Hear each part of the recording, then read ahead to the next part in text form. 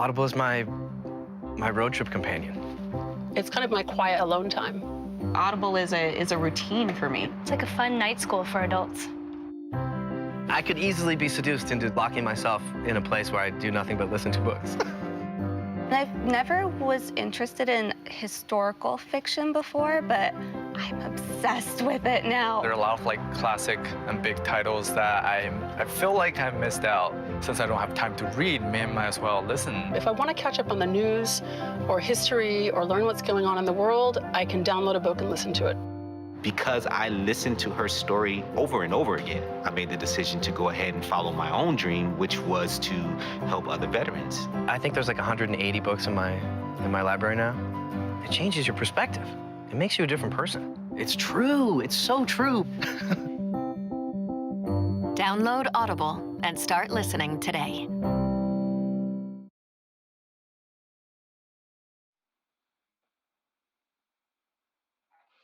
Good morning and good afternoon, everyone. I'm Sumun Pendeker, and I'm delighted to serve as your moderator for this conversation today. Thank you all for tuning in to the 25th Annual Festival of Books and our virtual event for Chicken of the Sea. And I have my own copy here today, so I'm very excited to hold it up. And of course, this session in particular is presented by the University of Southern California, and we're grateful for their support. The panel today features Pulitzer Prize-winning novelist Viet Thanh Nguyen, his 5-year-old son, Ellison, cartoonist and Caldecott Honor winner Thi Bui, and her son and illustrator Hien. I love this. This cross-generational collaboration results truly in a whimsical and unexpected picture book that's sure to delight young ones. It certainly delighted me. And I should also say I'm extra happy to serve as moderator today because I first met Viet about 15 years ago when I first started working at USC's Asian Pacific American Student Services. So it's such a beautiful pleasure to be able to share space again today. Now, one important note before we get started, please remember to support your local independent bookstore during this festival. Critically important, copies of Chicken of the Sea with signed book plates are available from Once Upon a Time in Montrose. Again, that's Once Upon a Time in Montrose. So now, without further ado, Viet, Ellison, Thi, and Hien, welcome. There we are. Hi there. Hello, friends. How are you? We're good. It's great seeing you here, Simi. Wonderful to see you, and so wonderful to meet you today, Thi and Hien. Same. Thanks for having us. Likewise. Absolutely. Now, I know we have a very short conversation window, so I'm going to jump right into it. And I should say, it's unusual to have a parent and child collaboration in the publishing world. At least it seemed like that to me in looking. And even more so, of course, that this was a double parent and child collaboration. So start us off. This is what everyone will want to know. Tell us a little bit about how the story even came to be. Viet and Ellison, maybe you could start us off. How did Chicken of the Sea go from an idea that Ellison had to being fully out in the world in this beautiful form? Do you want to start off? Do you want to tell the origin story of Chicken of the Sea? How did you come up with the idea for Chicken of the Sea? I like chicken. And I like pirates. Yeah, chickens and pirates. Yeah, so and you were always really creative and you like drawing stuff and doing your own comic books. And this is when you're around 4 years old, almost 5. And you came up with the Chicken of the Sea comic book. Do you remember how you came up with the idea? I read one of Thi's books. That's right. A Different Pond that Thi illustrated with the poet Bao Phi. And then we met them at this artist colony that I took you to. And you were so inspired, you came up with the comic book. So this is what it's like to work with a 7-year-old kid. Now he's 7. Back then he was 5. It was even worse, basically. But it was all his idea, and he drew it. And I wrote this words down for him, but the story was entirely his. And I put it on Facebook. And one of my Facebook friends turned out to be an editor who asked me, hey, is this available to be published? And I said, of course it's available to be published. Who wouldn't want to make money off of their 5-year-old? And that was the beginning of Chicken of the Sea. That's fantastic. And one of the parts that really stood out to me about the book is, you know, I have 2 children, also a 7.5-year-old and a 22-month-old. So we read hundreds and hundreds of books. But one thing that really stood out to me was the very dry humor. It was so appealing, just, you know, the ... because we're chickens. And my son and I would laugh over and over and over around some of the humor in the book. So you made a home run in our home for sure. And my son Shashi, he's the 7-year-old, he loved the book, absolutely loved it. And he laughed out loud at multiple parts, but he had a question for you. So I'm also going to bring in my little parent-child collaboration. He was wondering, were there any tough moments or moments of disagreement as you all crafted the book? And that question can go to both Viet and Ellison, as well as Thi and Hien. Were there any moments of disagreement or tussle or argument where you had difficulty sort of sharing ideas, or was it all just beautiful and flowing and flowery and magical? I didn't experience any like disagreements. It was mostly like I just followed the directive from my mom when illustrating, and yeah, that's pretty much what happened.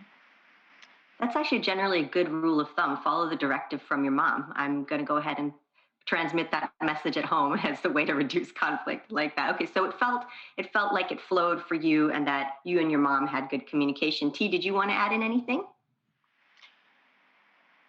I shouldn't. I wouldn't say it was flowery and full of roses, but because it was work. But I guess as the parent, I just tried to get out of the way of Hien's imagination, and then give him all the tools that he needed to create his work. So I guess I'll just say we did a good job then. Yeah. I like how you framed that you got out of his way in order so that his imagination could flow forward. That's a beautiful way to describe it. Viet, did you want to add anything?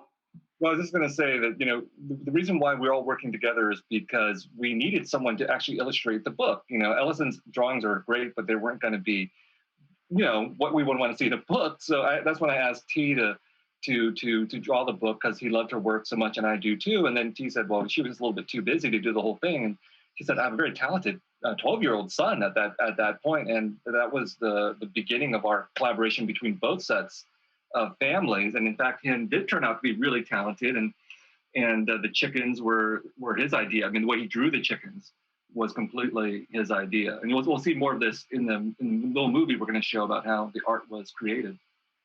It's actually a perfect segue, because for folks who haven't had a chance to see the book, we're going to take a little bit of a closer look through a video book reading, and then we're also going to take a deeper dive into the illustrations as well. So hang out right now for a second. We're going to swing over to a video book reading so people can get a flavor and a sense of the book, and then we'll come back for some additional conversation.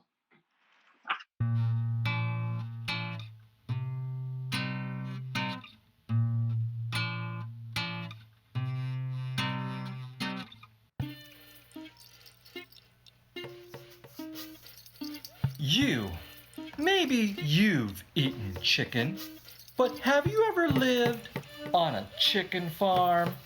We have, because we're chickens. Wake up, ruffle the feathers, peck, peck, peck. Lay an egg, peck, peck, peck. Go to sleep. We're bored. That's enough to drive a chicken. Go, go! But then, one dawn, the pitiless came. I need volunteers for my crew.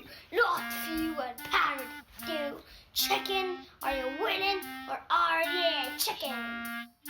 To be or not to be chicken, that is the question.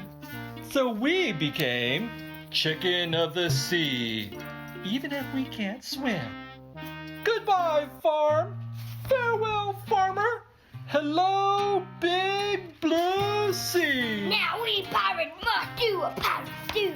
Steal treasure and one of the greatest treasures in the world. A mountain of chicken feed, no. A nest of duck feathers, no.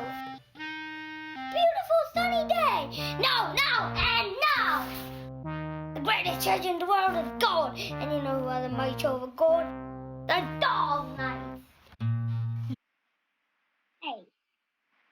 I'm laughing actually all over again, hearing it read out loud. That's fantastic. And the illustrations are so fun and silly and also slightly demented in the best possible way. I absolutely love them. So maybe Thi and Hien, could you tell us a little bit about that process of bringing the story to life, and what brought you joy in doing this?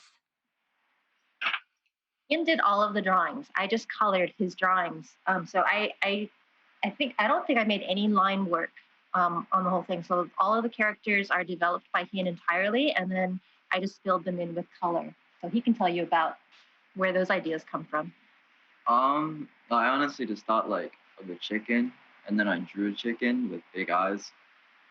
And like I looked up cartoon chicken on Google, and then kind of just drew stuff based on that. And because they're supposed to have like human characteristics, I guess, I made them have a humanoid shape. But and I don't look fondly back on those drawings. Just He's a perfectionist, like all of us. Well, not like this guy. This guy's not a perfectionist. Well, yeah, Hien's had a really difficult time in like an artist career. Like this is the most self-conscious like age of your life, right? So and also like developmentally, you're really different when you're 12 and 13 than when you're like 14 going, 13 going on 14. That's probably what you are right now. Right? 14 going on 15. I'm so sorry, 14 going on 15. See, this is what happens. He's a different person now than when he drew those drawings. So yeah, he's harder on himself than I am on him. That's so incredibly understandable and almost inevitable, right? Any of us, whether we write or draw, sing, bake, whatever it is, that process of learning and growing and then looking back on the early efforts and finding pride in it, but also, oh, I would have done this or I would have done that. And I will say, I think I referenced this earlier, but this really was one of my favorite pages, just the chicken lying flat out in its own pool of vomit. That was a particularly great scene for me. So for what it's worth, I hope you know that as a reader, I loved it. Please, Viet, go ahead. I think that was all Hien's idea. I don't think we put the vomit in the story. They were just seasick. And then, it was the artist that brought that scene to life. Exactly. Well, you're using this language of the artist brought it to life. And in fact, we actually have a small video clip in order to show how those illustrations truly came to be, from the line drawings that Hien did to the color work that Thi did. So maybe we could move on into that now.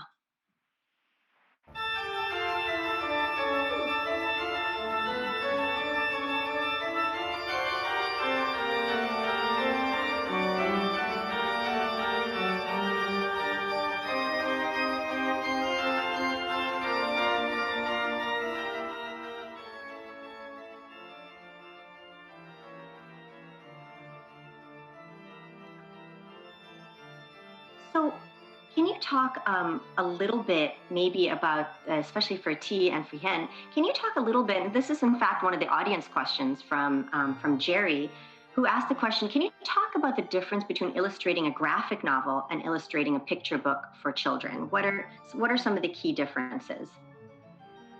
Well, a graphic novel is made up of sequential images that tell a story, and then a picture book has far fewer opportunities to tell the story. So you have to put a lot of details into like one big splash illustration that gives like a sense of the world rather than like the moment-to-moment transitions. So Hien is very detail-oriented, and he spent a lot of time revising that castle based on like a real-life castle that we saw in Greece. And then what are those things that you drew on the ship? Those were added later. They're like floats, right, for nets? Something like that. Yeah. So the back and forth was just kept adding details as we drew. That's fantastic.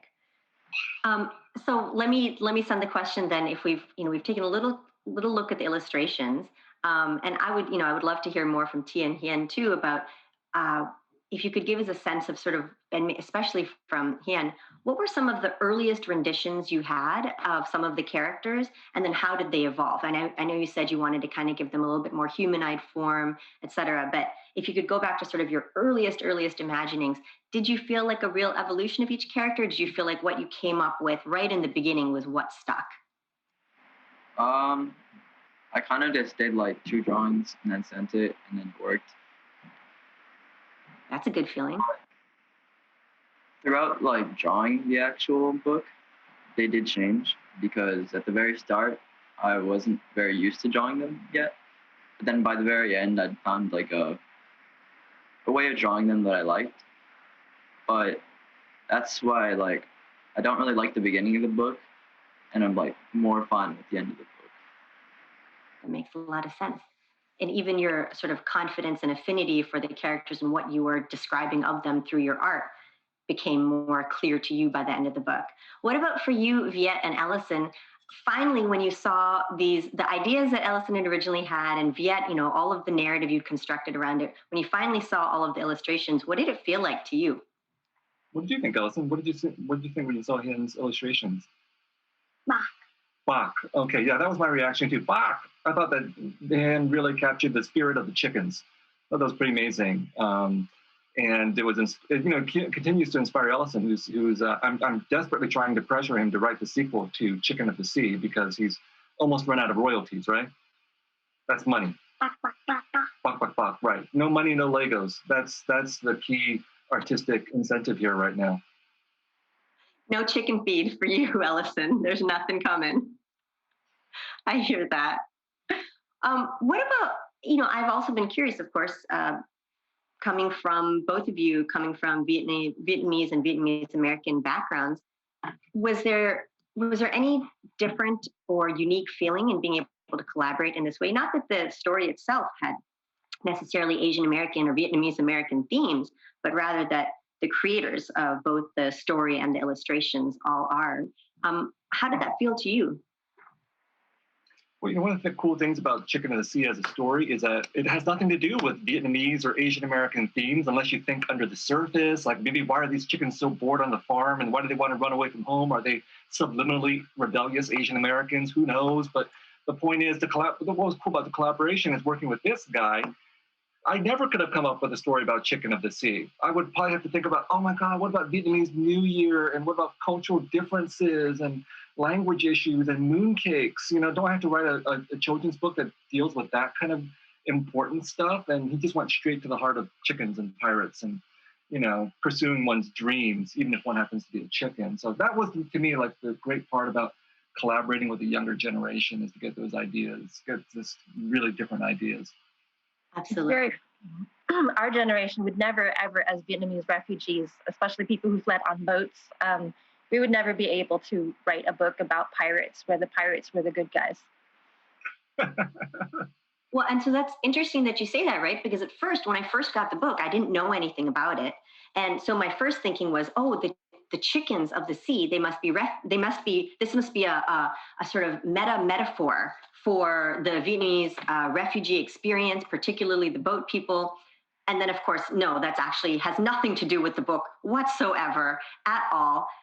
So for me as a reader, I kept looking for that, thinking that's where it was going, knowing, of course, some of your work, Viet.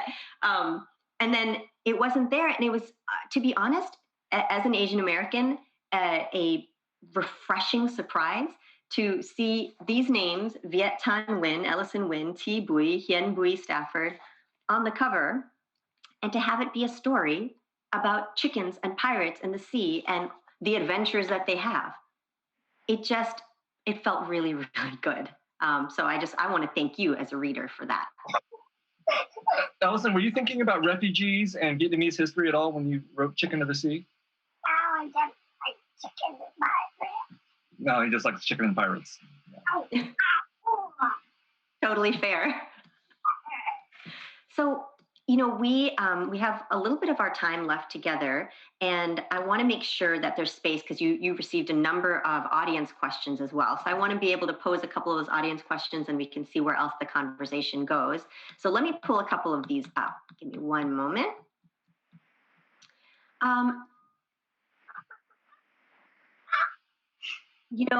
Lisa had a question, and she asked, just purely for all of you, what was your favorite part of making Chicken of the Sea? What was your favorite part, Ellison? Working together.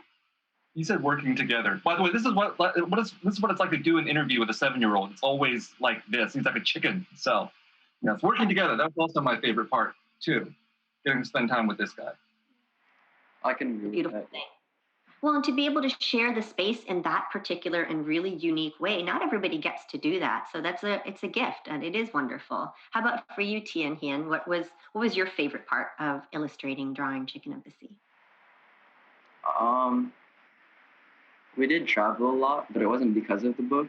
It was just like we just happened to travel. But I kind of associate those travels with the book. Where did Really cool. We went on a trip to Europe. That was really fun. And I think we were finishing up coloring in Europe, right? Yeah, we were at a cafe in Rome on a really hot day. Yeah, and then we were also on the island of Lesbos. Yes, that's where I got the inspiration for the castle, actually. There's a little Easter egg in the book. The castle is in a town called Molivos on the north side of Lesbos, and its ancient name is Mithimna. So Hien inscribed that word into the castle wall. If you find the page where the chickens are scaling the castle wall, you'll see it. Okay, I'm going to go look for that afterwards. I really liked, Hien, when you were talking about that the trip wasn't necessarily related to the book, but that you have associations with, like your mom was saying about sitting in a particular place and illustrating on a hot day, or I'm going to go look for this Easter egg. I really, really like that very much. How about for you, Thi? Any favorite parts of illustrating or drawing? Well, as a parent, it's always a real gift when your child associates your work with spending time with you rather than you being away from home and away from them. So it was really great to get to share something that was work for me, but to turn it into like a project that we could do together. Yeah, that's wonderful. We've got a couple other questions here. This is from Gabriela, who has a question specifically for Viet, and she asked, what was it like to write something so different from your other body of work? And for you, given how different this was, and I'd say in addition to working with Ellison, what additional parts did you enjoy? Well, it was to write something so different, and what parts did you enjoy in addition to working with Ellison? Well, the story is entirely Ellison's. I take no credit for the story at all. So what you see in the book is literally what he did in his original Chicken of the Sea. And I really could not have come up with any of these plot elements. So this was kind of fantastic. What was interesting for me was that I'm a writer who writes novels, 400-page novels, and here it's a 32-page children's story. You really only have a couple of hundred words to work with. It was more like writing poetry. So that was a new kind of challenge for me, and trying to figure out how to, use so few words and also write, lines that would both appeal to kids and also appeal to adults was an interesting challenge. So for me, the most fun.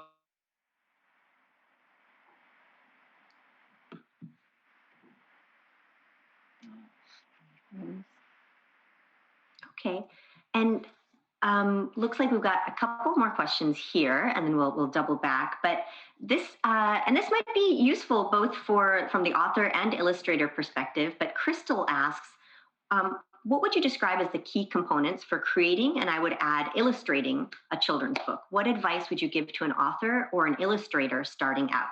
So what are the key components for creating or illustrating a children's book? And what advice would you give to an author or an illustrator starting out? And I'll go ahead and have Thi start. Thi and Hien. Yeah, yes. Well, we started with the kids' imagination. We didn't have too many rules. We just provided structure and then let the kids' imaginations just be free within that structure. Rather than imposing morals or the kinds of things that we think should be in books, we just said, okay, how many pages? What's the size of the book?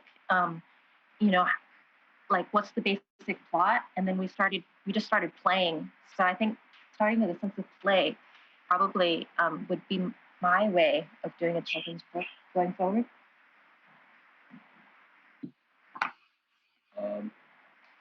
In general, I don't like working. And so I looked at it as not work, but just as a pastime or a hobby, I guess. So I heard a whole bunch of things that I'm taking as takeaways, right? That to look at it as not work, but as something that you can enjoy, that's more of a pastime, and T, the way you described it is not putting an overt structure on it, but looking at it through a sense of play and freedom and imagination, not even trying to underpin it with sort of a moral structure, as we often find in so much children's literature. That's great. Thank you so much for that. How about you, Viet? You're back. And the question that was asked was, what would you describe as the key components for creating a children's book, for writing it? And what advice would you give to an author starting out, for either you or Ellison to answer? Well, I'm going to have to speak for Ellison, because I think what happened was that I didn't tell him to do anything. You know, if I told him to do something, it wouldn't be fun, right? So he did the comic book completely on his own. And and it was just a happy circumstance that we drew the editor's attention. So right now, like I said, I've been trying to get him to write the rest of the Chicken Chronicles. You know, we have like half a dozen title ideas and things like that, but I can't make him do it, because Hien is right. It should be fun. It should be play. So I think that what happens here is that it's our obligation as parents to set up a creative and fun environment, and then let the kids do what they want to do. And if we do this with the intention of turning them into authors, it's probably not going to work. But everybody can create books and cartoons and comics on their own at home, and that's what he does. So we just fill the house with lots of books, lots of stories. We give him sufficient screen time of a couple hours a day, and he watches crazy stuff on TV. Like, what's your favorite stories that you like to watch on TV?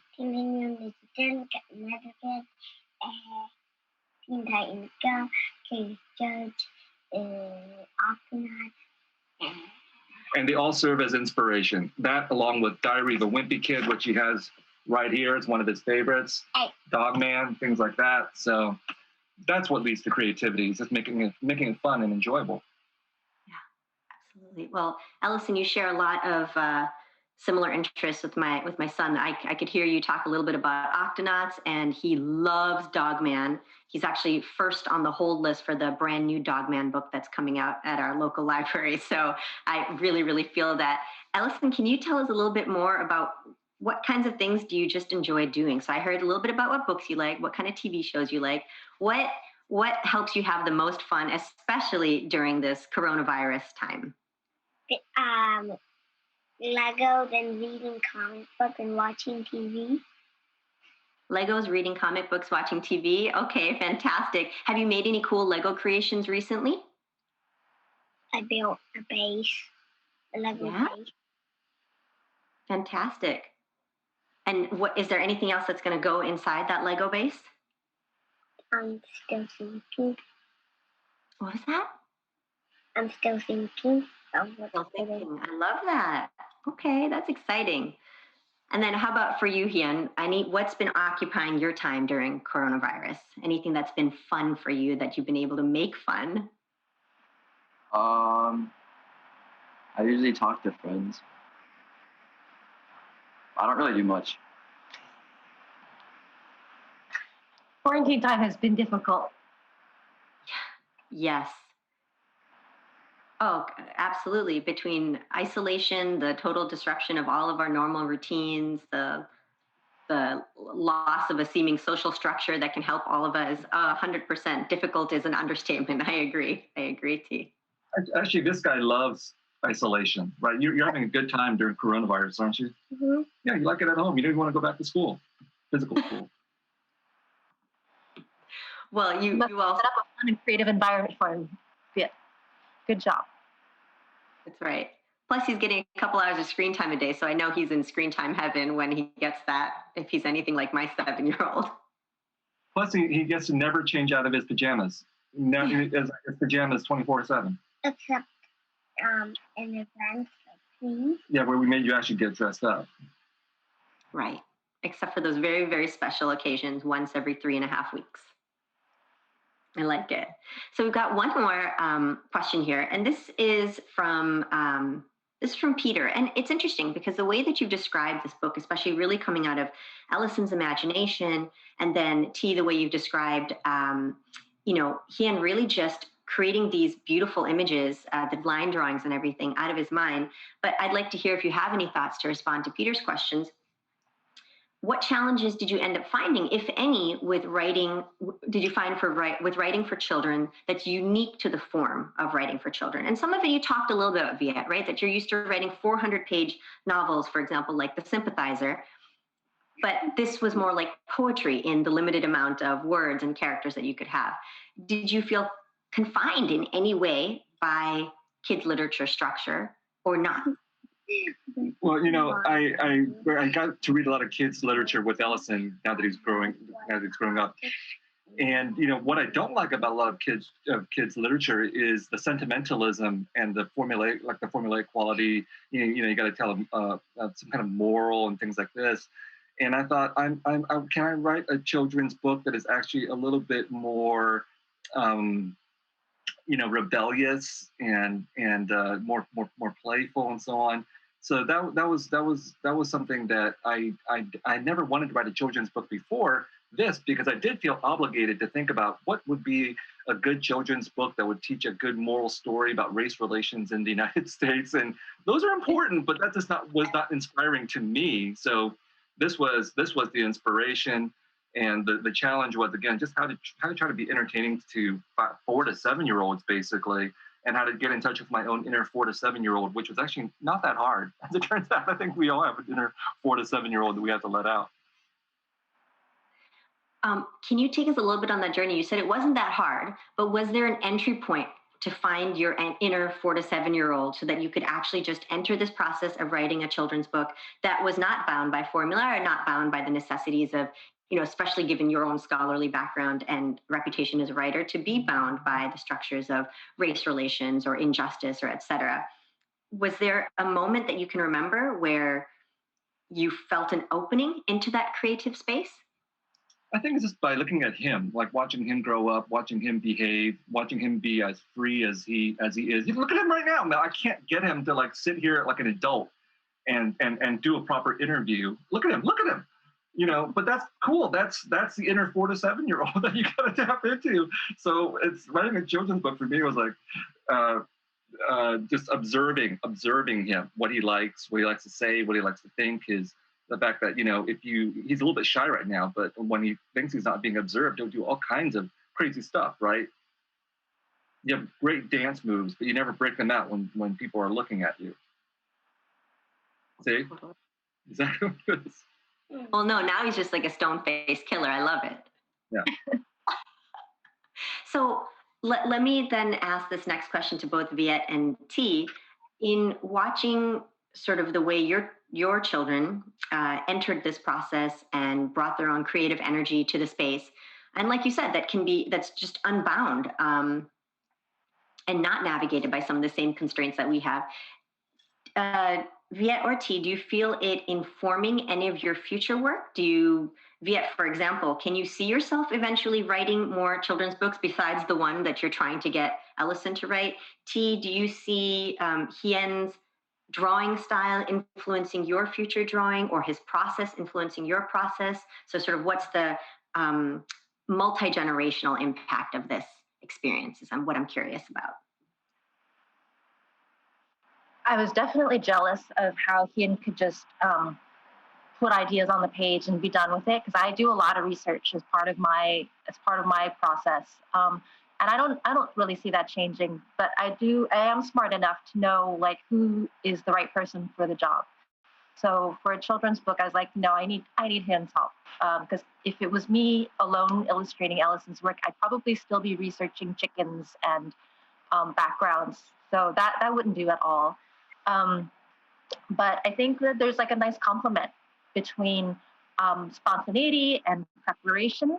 So I just try to remember like those elements and try to make room for both in my own work too. But of course, it's going to look different for a 45-year-old than for a 13-year-old. But making room for that spontaneity, I really liked hearing that very much. How about for you, Viet? Can you see anything informing either your future book projects, choices, the way you approach the work, any of it? Well, you know, the spontaneity issue is really, really important. And I don't know if I would myself write another children's book, but I would write more with him. Because when I talked to him about the plots and the stories that he wants to do, you know, we were thinking about doing one about chickens in Paris, because he spent time in Paris. and there would be a sequel to this book. And then I thought, how do you get them from 19th century sailing ships to contemporary Paris? And he said, time machine, obviously. I was like, oh, that just never occurred to me that the chickens would come across a time machine somewhere on a deserted island, I guess. So I just have this book coming out called The Committed. It's this yellow book over my shoulder. It's coming out in March. And it's a sequel to The Sympathizer. It's a serious novel and everything. March next year? Yeah, March next year. And it actually, my experiences in writing children's literature were helpful because what it taught me, as T also mentioned, was to get in touch with that spontaneity and to get over certain kinds of barriers that we have as adults. Like, we're supposed to think a certain way, or as writers, we're supposed to write a certain way. And in The Committed, I just had to sort of, it's an inventive book in some ways. It's doing certain things with text and format and layout that I had never thought about doing before my collaboration with this guy, and with reading children's literature. Because if you read children's literature, there are very few rules, as far as I can tell. Like, you can do anything you want with the text. You can lay text out in any kind of space you want. And so in The Committed, for example, I do some of this play with typography and the size of the text and the look of the page that owes nothing to sort of contemporary adult literature, but owes a lot to the children's literature I've encountered. That's phenomenal to hear. And I actually have The Sympathizer on my bookshelf. I'm partway through, and I cannot wait to read The Committed. And if I remember correctly, doesn't The Committed take place in Paris? Right. We were spending time in Paris. We took him along. He's very well traveled, actually, for a 7-year-old, and he spent something like 7 months in Paris already. So it was inspiration it was research for The Committed, but I think he should write a book about the chickens in Paris. It would just make total sense. Wow. Well, I know that we have just a couple minutes left in the time that we have together. And, I know young authors and illustrators of color are always looking for not just a kind of inspiration, but also some real talk about what the industry broadly writ offers. So any words from either of you or both of you to aspiring authors or illustrators, particularly from minoritized or marginalized communities, who may want to pursue this path? Take it, it's yours. Like, even if you haven't seen a whole lot of people who look like you do it, doesn't mean that you can't do it. Just do it, claim your space. Viet and I can be models. Ellison and Hien can be your role models. We all have privilege also, but I think if you just claim that space and tell your stories, I think people will make room for you. Yeah, absolutely. And wait 1 sec, Viet. I just really want people to see that if you claim your space and tell your story, people will make room for you. That's profound. And of course, there's a variety of industry factors and the layers of whiteness all inbuilt to that, but that is just a profound statement. And I hope people who are listening are taking that way. Please go ahead, Viet.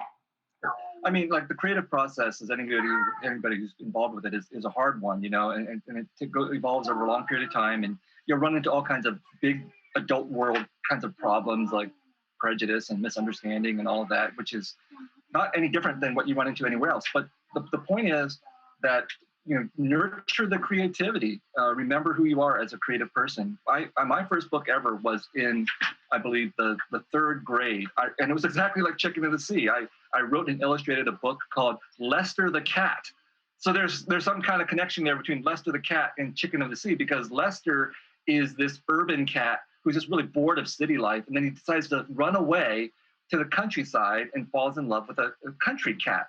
And that's sort of like the chickens who were bored and run away from their farm. But that was the seed for becoming a writer, and I never forgot that. That whatever creative impulse that I had when I was like 7 years old, that came out of nowhere, that made no sense to me then, and now I could not write Lester the Cat. That was the seed that grew over the next 30 or 40 years into me being the writer that I am now. And it's that journey, that process that counts, and don't let anybody tell you that your story doesn't matter, no matter how crazy it is to anybody else. It's your story, it's important, and stay with that conviction. Well, on that, both of those notes and this closing note of don't let anyone tell you that your story doesn't matter. To stick with that conviction, to nurture that seed, whatever that seed might be for you. I just want to express my immense gratitude for this wonderful conversation, for making time for it, for the LA Times Festival of Books. Thank you so much, Viet, Ellison. I think Ellison is off building another Lego creation by this point. Thi and Hien, thank you to everyone who joined us today. And please, again, remember to support your local independent bookstores during this Festival of Books. Copies of Chicken of the Sea with signed book plates are available from Once Upon a Time right here in Montrose. Take care. And of course, if you haven't voted yet, please do. Bye, everybody. Thanks, Jimmy.